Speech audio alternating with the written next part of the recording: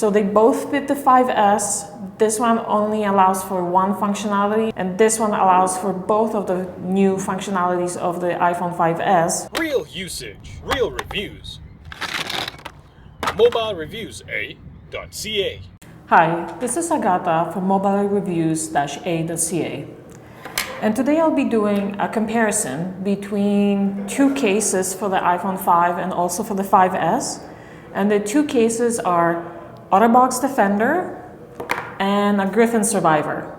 These two cases are so similar that when you look at them from far away, you would think that it's almost the same case.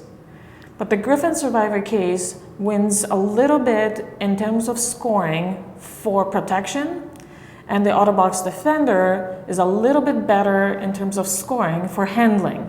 So through our A rating score system, we scored the Griffin Survivor to be 3.65 A's out of 5, and the Otterbox Defender to be 3.7 A's out of 5, which basically is the same score. So in this review, I will go through each category and tell you the similarities and the small differences between these two cases. So right away, I wanted to tell you that both of these cases fit the iPhone 5 and also the 5S. The difference is that the Otterbox Defender allows for the Touch ID. Basically, they cut a hole for the home button in the screen protector. So in terms of design category, both of these cases add bulk. They do not add a lot of weight, but they do add a lot of bulk to the iPhone itself. And the bulk that is mostly visible and is a little bit more than the other cases, the Griffin Survivor. So in terms of the ease of installation, both of these cases come in 3 pieces, and they also come with a case attachment, which is a belt clip. So they are, in terms of the installation, it's exactly the same. It's actually quite easy to install the cases. There's 2 pieces. There's a piece inside that is polycarbonate piece that protects from the drops. And then the top piece is the actual silicone piece that we call it a bumper, and it's softer in touch. But it is quite a process. It takes quite a long time to install these cases due to the fact that the silicone bumper has to go on top of the polycarbonate, and it has to fit into these latches. And I would probably say that installing the Griffin Survivor is a little bit more cumbersome than actually installing the Otterbox Defender onto your phone, and the same way to taking it apart. And both of these cases have the insides, which is just this polycarbonate hard plastic. And this one here doesn't have a lot of sharp edges, whereas this polycarbonate plastic inside has a lot of sharp edges. So when you install, you kind of have to deal with a little bit hurting your fingers to install this case, the Griffin Survivor case.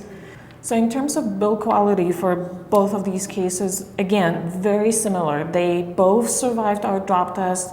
They both were dropped on concrete and down the stairs, so they both survived those. There's very little scuffing that you can see on the materials that they were built with. So for the Griffin Survivor case, but this bumper is much more flimsier, I would say, if that's a word, than this bumper. It stretches more than the Otterbox Defender.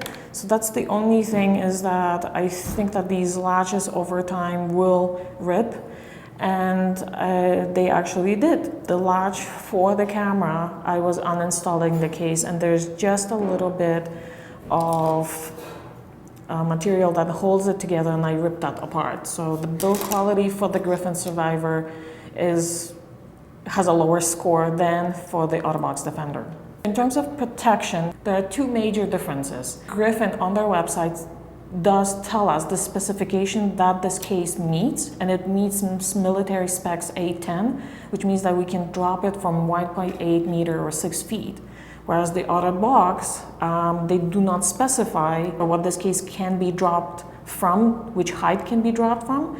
So we still did the drop tests on both of these cases, exactly the same from different heights and from 6 feet, even though the Otterbox Defender does not specify they can be dropped from any height. They both survived. They both had very little damage to the case itself, and also there was no damage to the iPhone. The second case in terms of droppability is the fact that the Otterbox Defender has a lot more open ports or holes, I would say, whereas in the Griffin Survivor, all of the latches are closed. So in terms of droppability, the entire phone is protected by the case. In terms of the environmental protection, none of these cases are waterproof. They do say that they are sealed enough to be dust proof, and this is more for the Griffin Survivor case for the iPhone. Again, all of the latches are sealed. You can close all of the latches, all of the ports, all of the buttons are also closed. And so the environmental protection comes into the screen protection, which is basically both cases have a screen protector. Both cases have just a simple plastic screen protector. The difference is that this is an actual separate piece for the screen protector for the Griffin Survivor, and it completely covers the entire front screen of the iPhone. Whereas for the Otterbox Defender, so the screen protector here doesn't fully cover your iPhone front screen. In terms of handling either of these cases, they're exactly the same. The Otterbox Defender and the Griffin Survivor have latches that are easily opened, easily closed. All of the other ports and buttons are very easy to press. They are covered by the silicone type of bumper, and it's soft and it's nice to press. They both do not affect any of the functionality of the iPhone, native iPhone, in this case. In terms of handling for the screen, the Otterbox Defender is a little bit easier to handle, and this is due to the fact that the Otterbox Defender screen protector extends all the way down to the bottom, past the home button basically.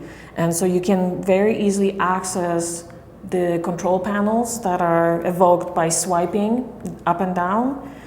And also these edges right here are not as big, and they do not come onto the front of your iPhone as much as the Griffin Survivor case does. In terms of viewability, because both of these cases have exactly the same type of material as a screen protector, which is just a clear plastic, they both produce the same kind of glare on your iPhone. They also register, fingerprints a little bit and cheek smudges a little bit. So the Griffin Survivor and the Otterbox Defender come with the same attachment, which is a belt clip. They look very different. The Otterbox Defender belt clip is really wide. The Griffin Survivor is much thinner belt clip, but they both scored the same due to the fact that it's really easy to install these onto the cases.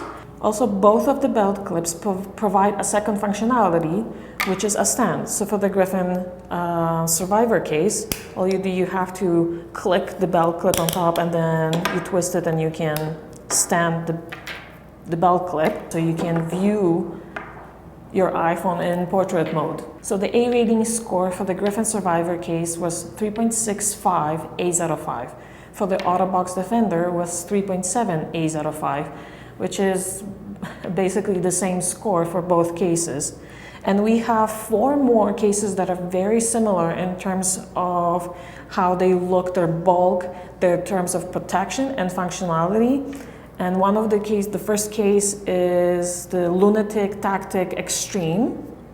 The other case is actually another Lunatik Taktik, but it's striped. Another case is the Ballistic Everyone, and the Pelican C1180 is very similar case again. And all these 4 cases, we do have full reviews for these cases. We also have comparison videos in between these cases as well, and I will provide you with the link in the description below or at the end of this review video. So my name is Agata. I'm a reviewer at mobilereviews-a.ca. So I hope you enjoyed and found this review useful, this comparison review useful. And please subscribe to our channel. You can also find us on Twitter, Facebook, and Google+. And if you have any questions about any of these cases and the comparisons, please let me know in the comment section below this video. And we will get back to you as soon as we can. And thank you for watching. Bye.